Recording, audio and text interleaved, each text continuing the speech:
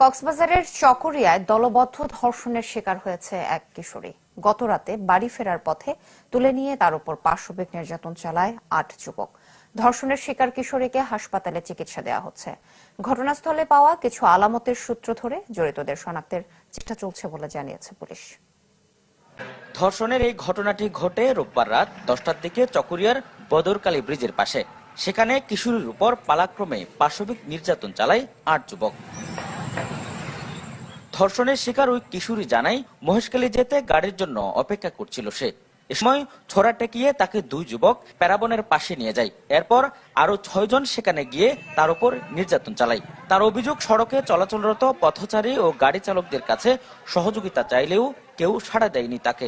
বলছে যে এই ছুরিটা দেখছস তুই? বলছে আমি বুঝছি, হ্যাঁ ভাই দেখছি। বলছে যে তুই চুপ হবি কিনা নাকি এখন তোর জবাই করে দিবে এখানে। আমি বলছি যে ভাইয়া আপনাদের ঘরে মা বোন আছে, আমাকে একটু ছেড়া দেন না ভাইয়া। প্রথমে 2 জন ছিল, ওই 2 জনে নিয়ে গেছে এদিকে। নিয়ে যাওয়ার পরে একবার 2 জন হচ্ছে, 2 জন আসার পরে 4 জন হয়েছে। এরা আবার 4 জন আসতে আর 2 জন হয়েছে। এরপর আর কে গাচ্ছে ভাইয়া আমার মনে নাই। ঘটনার পর স্থানীয় কয়েকজন কিশোরীকে হাসপাতালে নিয়ে যায়।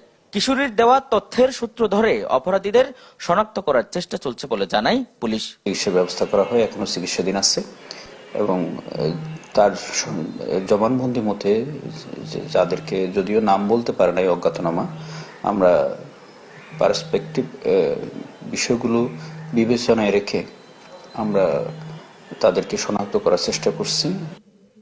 ধর্ষণে জড়িত যুবকরা একটি মানিব্যাগ ফেলে যায় ঘটনাস্থলে, যাতে কাগজে লেখা 2টি মোবাইল নম্বর পাওয়া যায়। এর মধ্যে একটি নম্বরে এক পুলিশ কর্মকর্তার নাম লেখা রয়েছে। মানিব্যাগে পাওয়া যায় একজন নারীর ছবিও। এসব নম্বর ও ছবি যাচাই করার কথা বলছে পুলিশ। আজিম নিহাত, চ্যানেল 24, কক্সবাজার।